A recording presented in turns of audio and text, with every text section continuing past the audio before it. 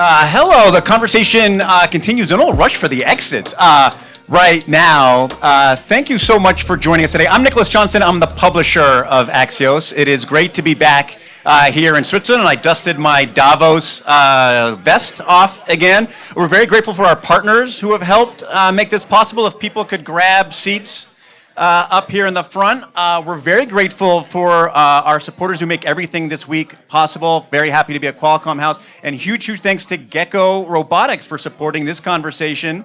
And so as folks grab your seats, come on, don't make me shout over you like a boisterous American. I'm happy to welcome up to the stage Gecko's CEO and co-founder Jake Lusari. And Jake, welcome back to the Axios stage. Thanks, Nick. Hold on, we're going to get started right now. People...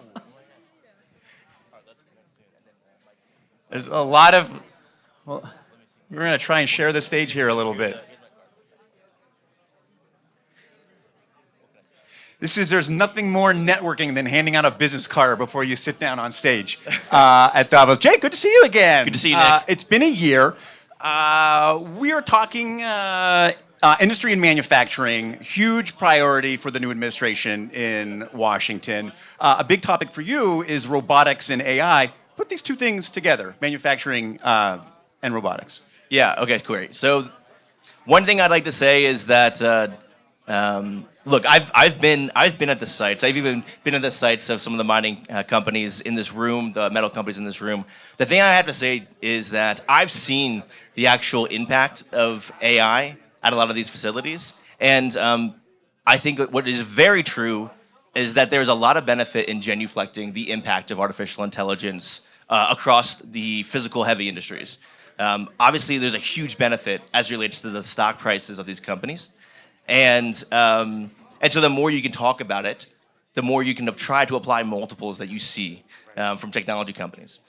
The real big problem is that the underlying data sets that exist are either really hard to integrate into existing architecture. And this is figuring out how to apply this kind of stuff, the data that underlies the robot. It's not just that, Nick. It's not just figuring out how to apply, but also, it's more importantly, understanding that the fidelity and the information and data sets that drive a lot of the infrastructure with artificial intelligence just simply does not exist.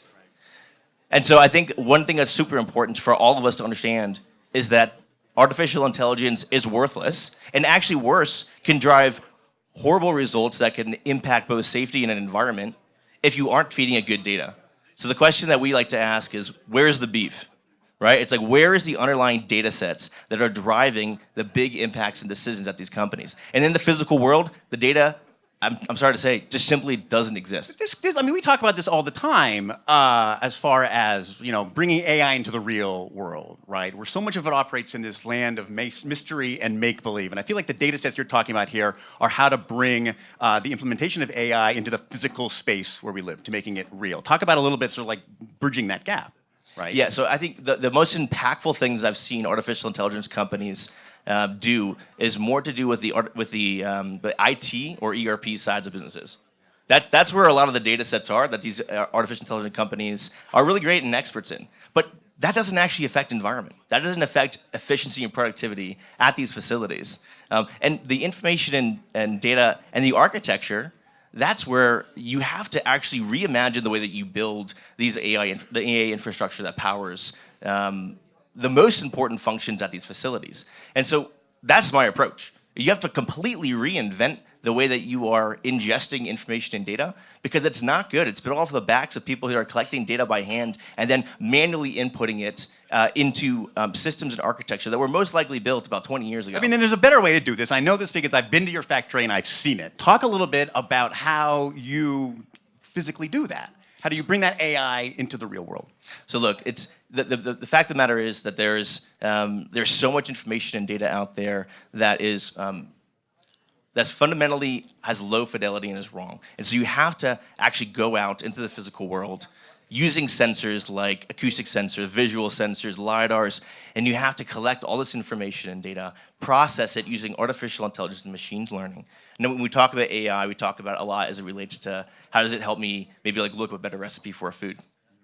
That's not what we're talking about here. Artificial intelligence should actually process and clean information and data so that it can feed actionable insights at the facilities. Insights that actually help you figure out how to operate a plant or mining, an extraction or refining at a mining facility way more efficiently. That reduces the potential for catastrophic failures. And so robots collect information that never existed before in the physical realm and then transmits them and processes them into a realm of bits. Go a little bit deeper on that. Who is figuring this out, and how are like the real-world applications of these kinds of things? Like, who's at the forefront of this? I mean, I know you guys are pretty clever, but who else are you working with who is figuring this kind of stuff out? So, well, I guess we're on. I guess Axios for breaking news. Look, we're working with Jakob and I were just talking about this. We're working with one of Jakob's most important facilities in the U.S., implementing this reconstruction of how we are building and utilizing artificial intelligence at one of the largest mines in the world. And we're doing that by implementing robotics to collect information and data, not just our robots, but robots from across the industries. And it's all incorporated inside of a central data platform that's built from robotics out.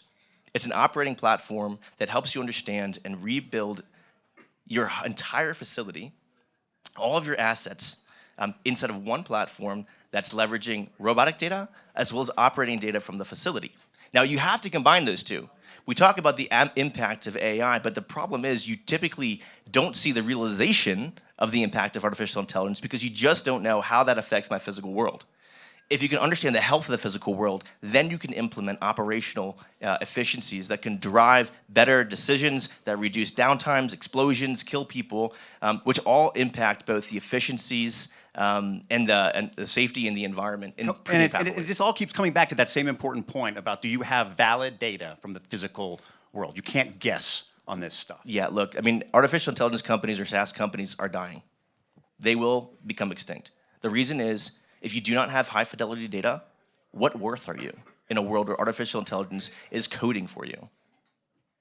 It's very important to understand this. And investors are turning and understanding this entirely. This is why this year has been described the year of the robot. It's because those that understand and own the highest fidelity data will become the companies that dominate these sectors, that actually drive meaningful impact in the physical realm, in the physical world. And as Jakob just described about Rio Tinto, the physical world is becoming more important.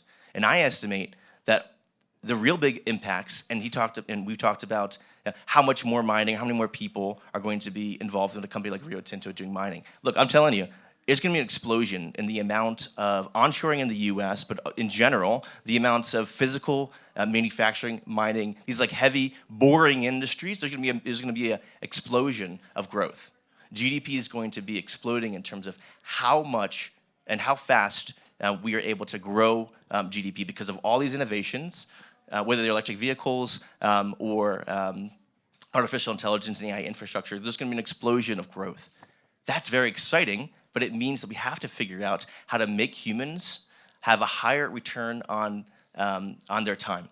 And robotics are an incredible way to do this while also keeping them safe. So, like, as a human, let's talk a little bit more about the human element of this. How does that become more complementary? Like, how do you think about robots and AI serving as a tool for workers as opposed to just completely displacing workers? Or how does that relationship work? Look, the AI companies that you see in the streets are building their AI infrastructure off of folks that are risking their lives to gather physical world data. Look, I built this company because I heard a story inside of a power plant of a human falling and dying on hanging off of a rope 100 feet up in the air, trying to capture acoustic data to determine the material integrity of a boiler, which is just something that makes power.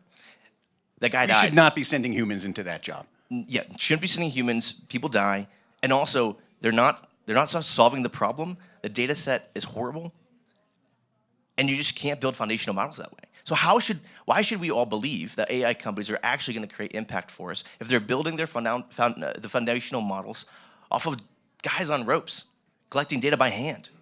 I mean, these are the stories you've told me. You hanged on the side of a chimney with a rope, and you have a little ball peen hammer, and you tap it every 5 inches to try and get some kind of data. You should probably send a robot up there. Yeah, well, it infuriates me when I talk to CEOs of really big companies, whether they're in the metals or mining or government or whatever. the thing I just get frustrated with is just there's such a huge gap as it relates to what is the reality on the ground. Look, I've worn steel-toe boots, hard hats, and I build robots and artificial intelligence. But I understand how to refine minerals. I understand how a refinery works. I understand what a dry dock looks like, and all the things that go into ensuring that we are more productive, that we're safer, that we're getting our military vessels out to patrol borders, keep things safe.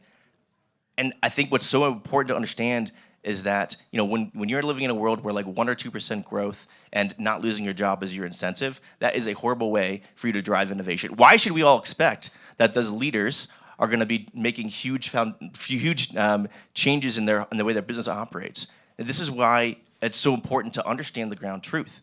And this is where the conversation always leads. Look, I get in trouble a lot when I talk to CEOs and talk this way, but the truth matters a lot. And I'm less interested in someone's like warm, fuzzy feelings about me. I'm more interested in how do we actually drive huge impacts using artificial intelligence and robotics that is built off of foundational models that are true. Let's stick with the leadership real quickly. In a couple hours, we'll have a new president in the United States, a new Congress. What can policymakers do to further this?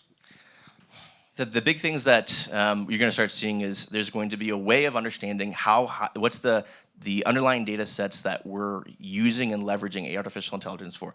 Look, this president believes a lot in the power and importance of artificial intelligence. There's going to be warp speed initiatives that you're going to see pretty soon as it relates to ensuring that we are the leaders, we being the American economy, the leaders in artificial intelligence. This is the way that all Western nations should be adopting this mentality. We need to be the leaders in this most important technology. But there's going to be a high scrutiny, and you're seeing this already, and you're seeing lawsuits everywhere with the leading AI companies, as it relates to the fidelity of data. This is why I come back to this idea. SaaS companies are dying. AI companies that don't have a core understanding and generate their own information and data at a high fidelity level are not going to exist. It's a garbage in, garbage out. Garbage in, garbage out, and the truth will set you free. There's going to be, and then you have to also understand, like there's, look, the folks on the ground, I talk to the facility leaders at the largest facilities in the world that are making things that we use every day, whether they be minerals or metals, and they're telling me, look, Gecko is the only company that offers artificial intelligence and robotics that actually impact how my facility works. And that's coming not just from the facility level and leaders level, but all the way down to the guys on the ground. And Silicon Valley has forgotten those folks, and it's what's so exciting to me is that if you talk to any one of those facilities that we work with, the folks that are actually doing the jobs are the ones that are singing our praises the most.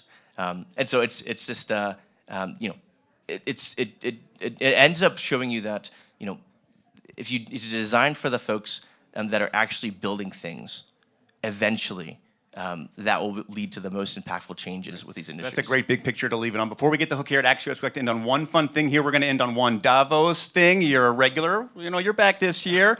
We're the first day of a long week. Tell us how to Davos like a pro. What are the hot tips?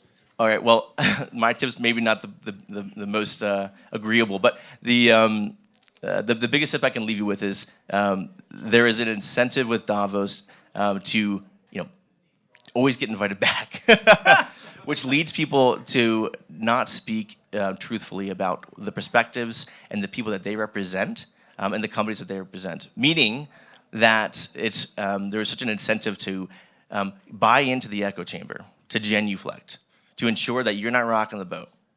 And that not only is a bad strategy to live by, but it's also, it actually is counter to the very reason why the World Economic Forum was created, improving the state of the world. How can you do that when you are more incentivized to make you yourself look good, opposed to representing the things that you see that no one else can, the people that you're here to represent?